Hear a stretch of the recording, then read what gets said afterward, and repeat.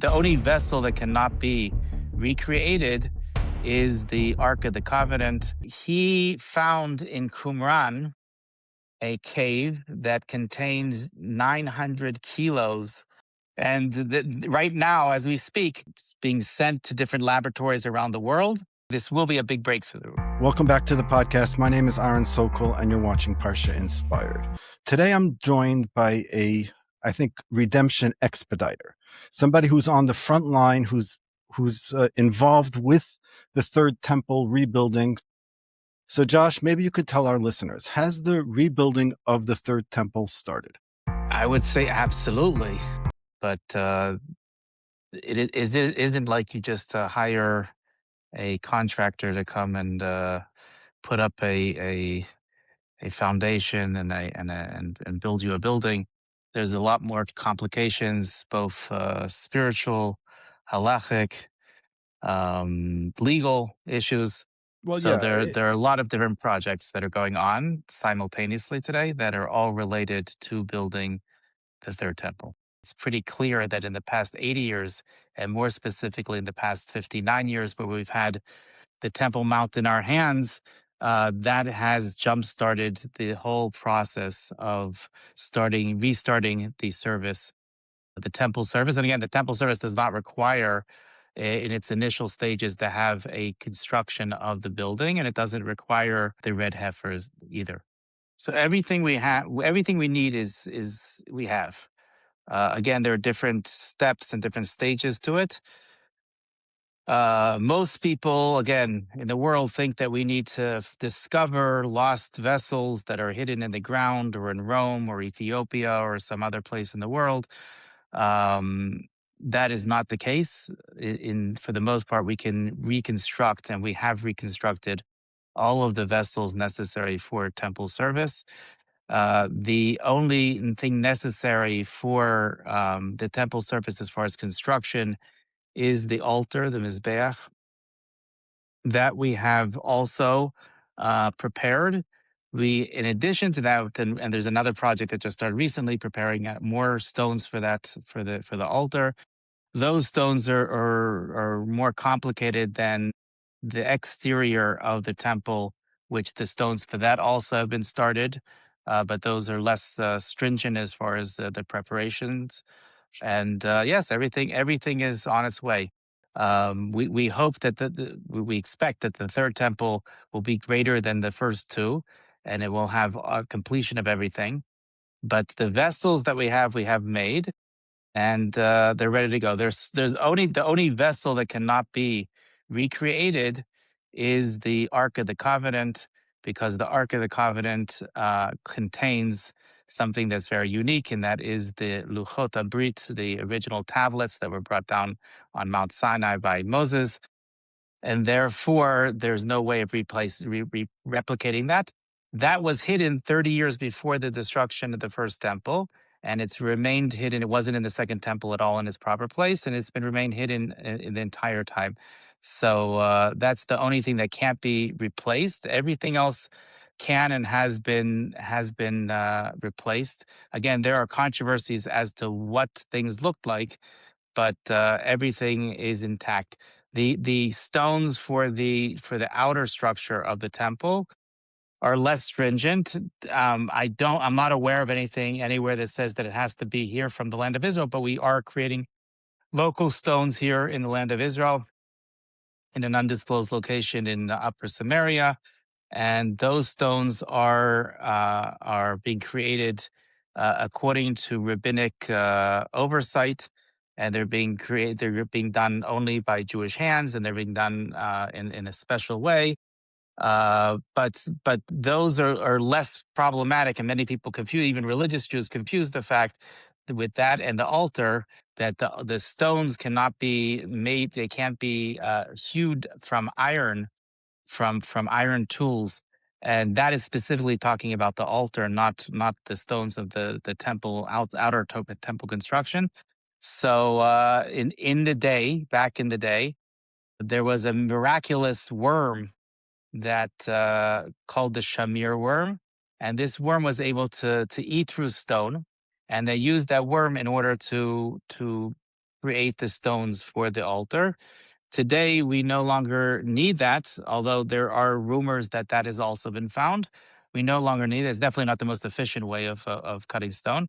Today, we have lots of ways of cutting stone without using iron, including a high Water. pressure water and lasers, and there are many ways of cutting stone. So what's still missing? What are we still missing? It's not clear that there are rabbinic opinions that the ark may not be present in the third temple like it wasn't in the second temple. That's not a prerequisite. That is not what we're missing. Again, all of the service can be done, and it was done for hundreds of years in the second temple without the ark being in its proper place in the Holy of Holies. What are we missing? To start the process, we're not missing anything. I was asked recently on a podcast, what is holding us back? I kept going, mentioning different projects and saying that this isn't holding us back, and that's not holding us back. And the host of the show stopped me and said, "Well, what is holding us back?" And that led to a conversation in which we basically said that what the only thing that's holding us back is ourselves, our own minds. And I gave the example of not so long ago we had the Torah portion discussing the sins of the spies, and when 10 of the spies came back to with a bad report about the land, so they said that we are like grasshoppers in their eyes. And all of the commentators asked the question: how would they know how perceived by by their enemies? You know, it's easy to say that we felt like we were grasshoppers because we were so small compared to these giants, but how would we know how they saw us in their eyes? And that's exactly the point. When we lack the national self esteem to say that we're ready to go, that we don't want another Tisha B'Av, that we're not interested in having another m- period of mourning like we've done for thousands of years, that we're ready to move to the next stage in Jewish history.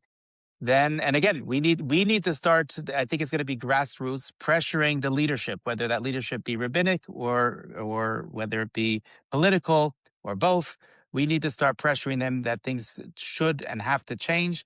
We have, I think, a very unique situation in the political setup today in Israel, where you have many people that are within the government that are extremely supportive of the ideas that we're bringing up, probably for the first time ever that I know of. You have supporters of Jewish prayer You're referring and to Moshe building a Feiglin, synagogue. right?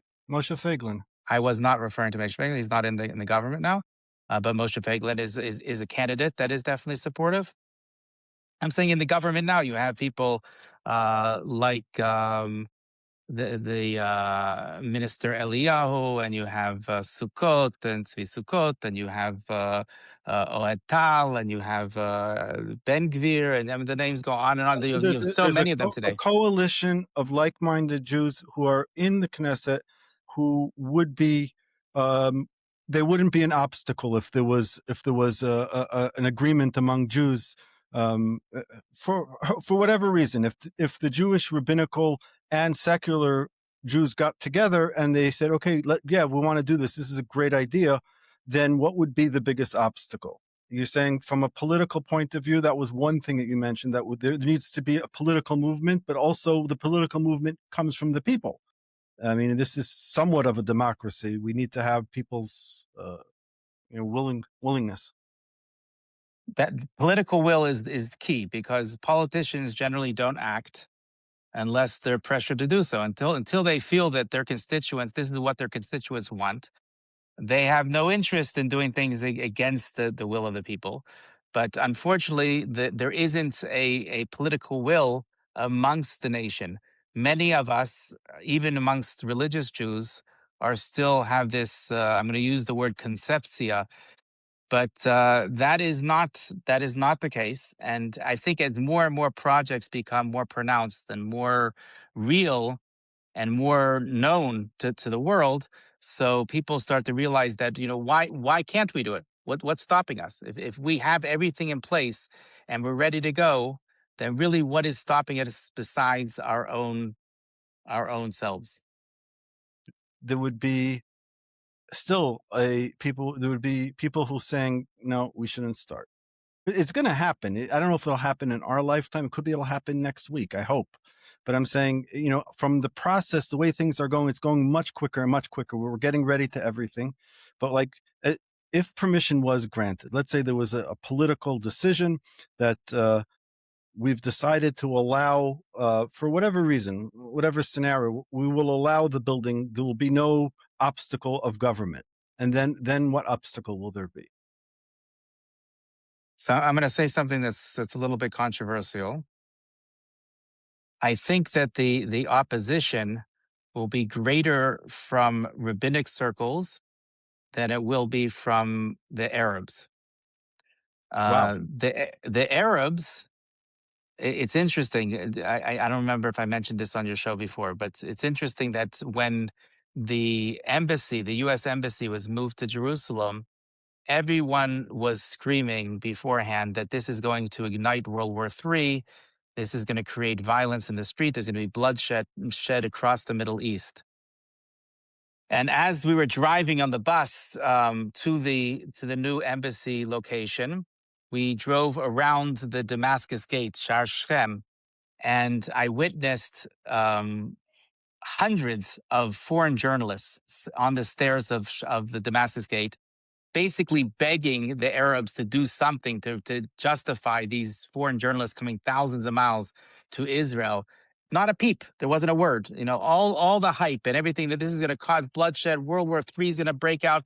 Nothing, absolutely nothing happened. The same thing is when it comes to Jews going to the Temple Mount. Jews are going to go to the Temple Mount. It's going to cause who knows what. If they're going to be able to open their mouths and pray, what's going to happen? If they bow down and prostrate themselves, who knows what could this could lead to. The exact opposite, interestingly enough, has happened.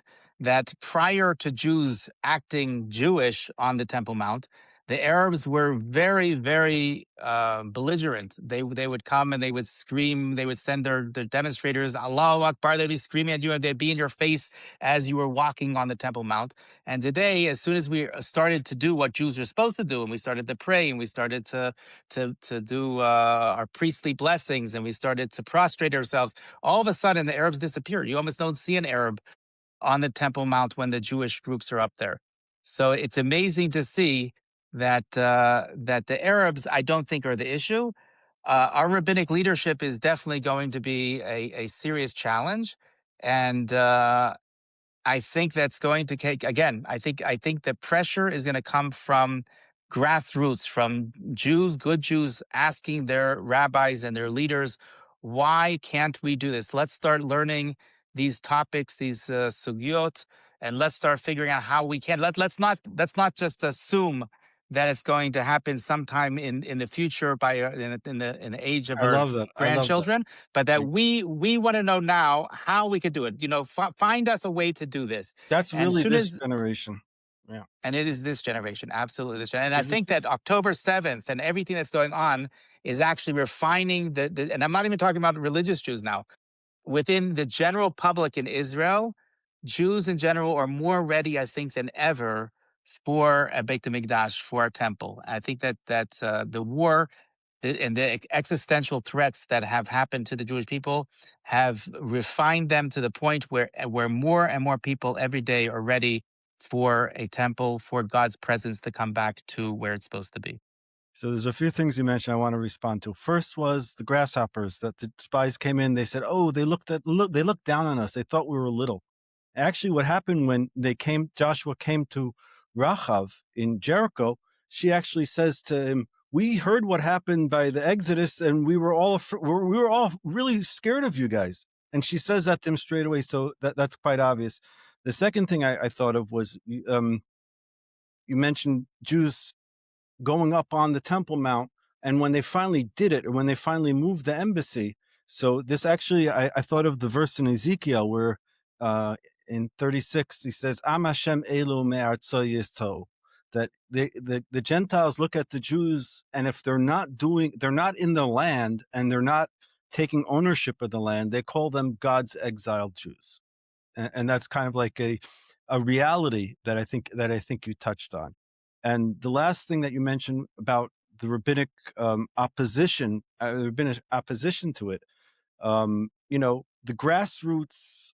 One of the last curses of the Mishnah and Sanhedrin says that chutzpah yazin and the people will not be looking to their leaders. I mean, there's a lot of youth today that are looking for spirituality, that are looking, even the grassroots of the settlements, not the reclaiming or the redeeming of the lands of Judea, that are happening by grassroots people, just getting down, getting dirty, doing the work, being involved, making an action, and not waiting for, not following just what everybody's doing. And that kind of answers what would happen if permission was given. There would be enough people who have already made a difference that at that point, hopefully, would be able to be expedited.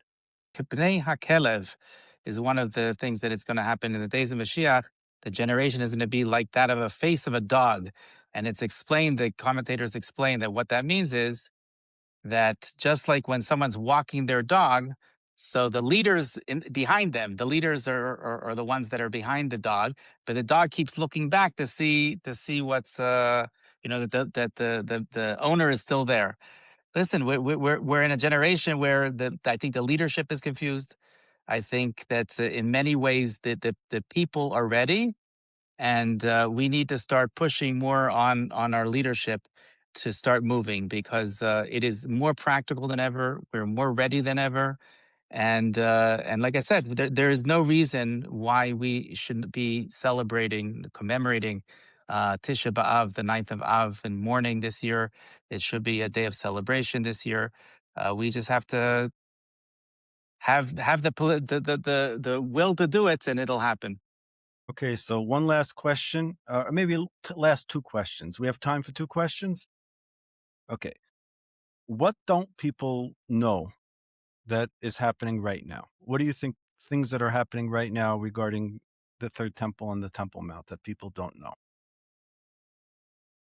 Within a few months, my book will be out, and you will have the answers to all Oh, those okay. questions. This I didn't know. Um, Oh, Mazel Tov. Is that the one that practical geula, a step-by-step guide to the final redemption, and it has in it examples of dozens and dozens and dozens of different projects that are going on uh, all over Israel, all over the world, that are geula, that are redemption related, and it tells about the different projects, and answers all the, because it's not something you can go through on one podcast. Tells people how to support them if they want to support them, but that's coming up, so hopefully that'll what's the be name an of the eye book? opener. Practical geula. Okay, we'll leave a link in the description so I It's guess you not, could no links yet for it because it hasn't been published yet, I'll but leave it to it will. your It'll site be on the and Substack. on the On the Substack. Substack. Yeah. So that's amazing. Um, But maybe give us like a little taste of what's in the book, just something, so people will know what, or you're not uncovering anything no, yet. no, there is a book coming out today, by a very close friend of mine, and it deals with the ketores, with the incense in the temple. Unbeknownst to many people, many years, not several decades ago already, someone named by the name of Wendell Jones, who was a Noahide, he he was an archaeologist, and he was searching here in Israel, and he found in Qumran a cave that contains 900 kilos of what he believed were the ingredients for the ketoret, for the incense, and that has been turned into a book. By the way, Wendell Jones is what Indiana Jones, the movie, is based on this real life character. That is a book that's coming out today. It's going to deal with it, and each one of these projects is a book in itself. My book is just giving like an umbrella overview, a 30,000 foot overview of what these projects are about. But the actual projects themselves, there are people that study for years and years and years in order to go through the different topics of each of these projects. And when it comes to the incense, it seems that right now, they're being sent to different laboratories around the world. in order to properly. And again, this is something that can only be done in this generation. There's certain technological things we mentioned before, the fact that we have plastic and the fact that we are able to cut stone without iron. There are many things that are done today that we couldn't have done a decade ago. I mean, there's technologies existing today, and it's clear to me that this is all part of this redemption process where God is bringing this knowledge to the world in order to move forward this process, because we need to have these things. So there are laboratories today that are able to do things that we weren't able to do even a decade ago, even several couple of years ago.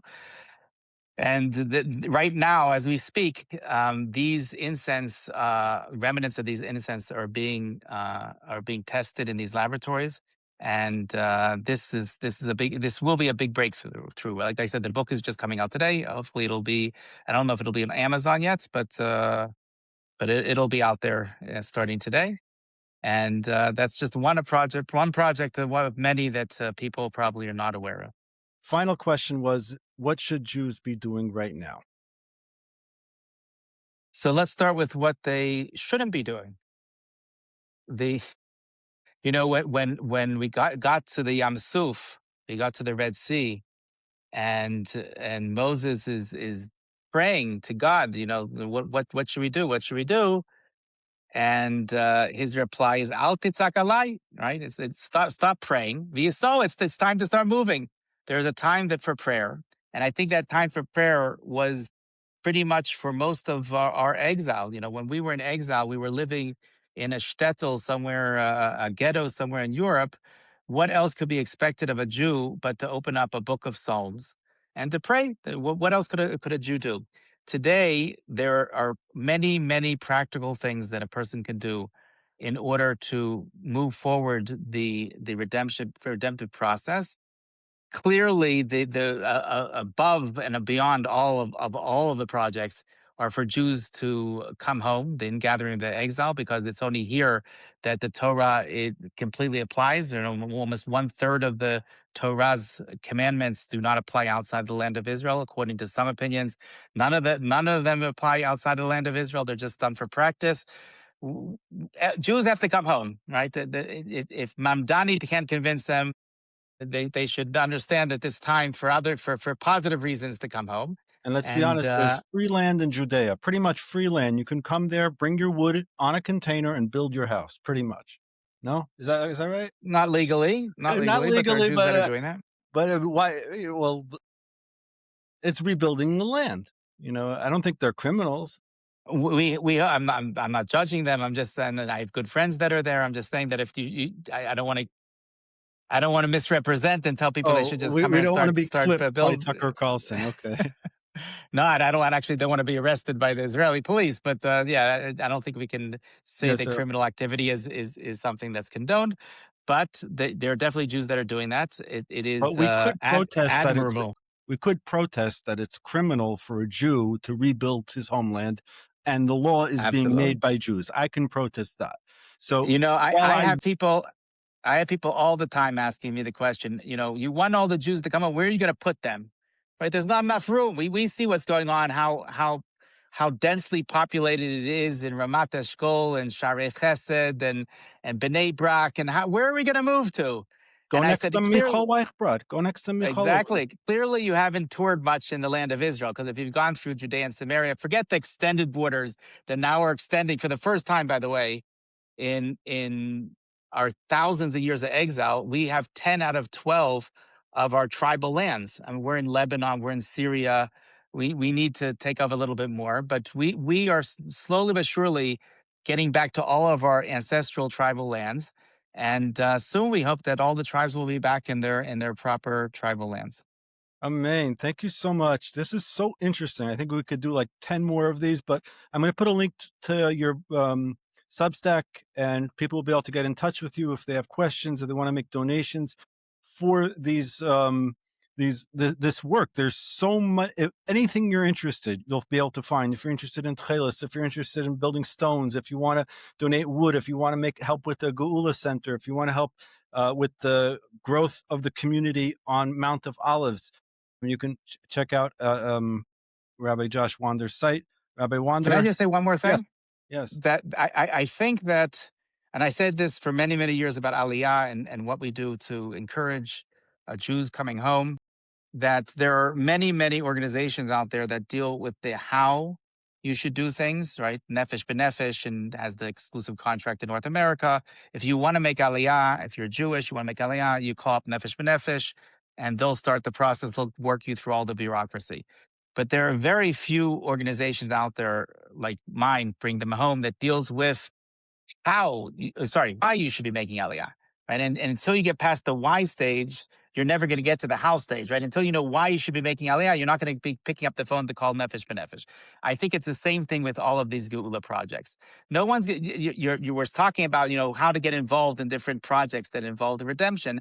But until people educate themselves to understand why they should be doing this, and understand they're capable of doing this is practical, they're never going to get to the how stage of there's two different aspects here. One is educational and understanding that it's practical today and why they should be getting involved in it, and the second is the how stage of the different projects that are going on and how to support them.